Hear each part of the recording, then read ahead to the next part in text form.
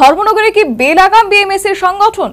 গোষ্ঠী কোন্দলে জেরবার একাংশ বিএমএস কর্মী সমর্থকদের মধ্যে সংঘর্ষ, দফাওয়ারি সংঘর্ষ ও উত্তেজনায় অচল সংস্কৃতির শহর, তীব্র আতঙ্কে নাগরিক সমাজ।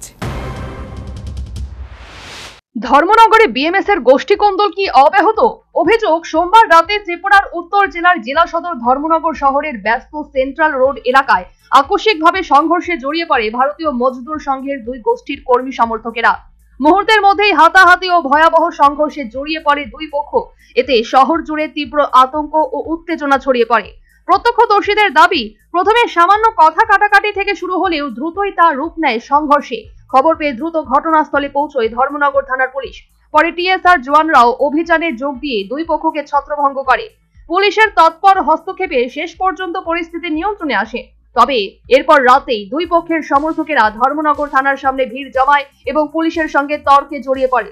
পরিস্থিতি জটিল হয়ে উঠলে থানার ওসি মীনা দেববর্মা ও মহকুমা পুলিশ আধিকারিক বি চরিন পুইয়া ঘটনাস্থলে উপস্থিত হয়ে পরিস্থিতি সামাল দেয়। স্থানীয় সূত্রে জানা গেছে, দীর্ঘদিন ধরেই উত্তর জেলার বিএমএস সংগঠনের নেতৃত্বকে কেন্দ্র করে অভ্যন্তরীণ দ্বন্দ্ব ও বিভাজন চলছিল।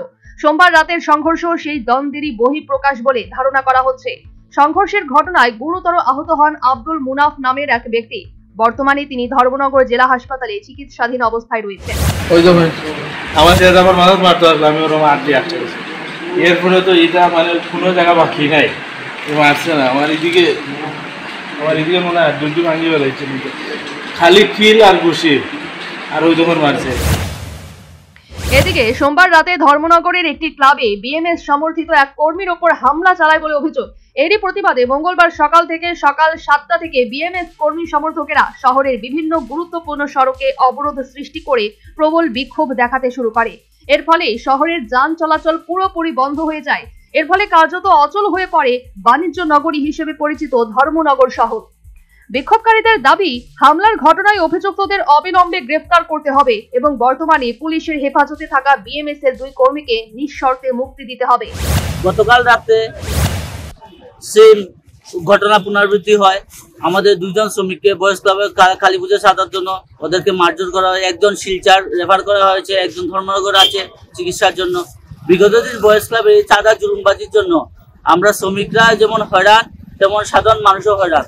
তার প্রতিবাদে আমরা এখানে আজ সবাই শ্রমিক ভাইদের মিলে জড়ো হয়েছি। আমাদের উদ্দেশ্য একটাই, বয়স ক্লাবে যে সকল কালপিটরা এসব কাজে লিপ্ত আছেন তাদের সাজা হোক, তাদের শাস্তির দাবি।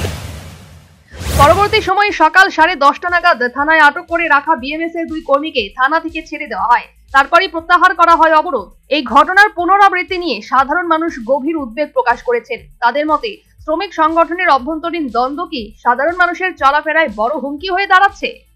Bureau report, news vanguard.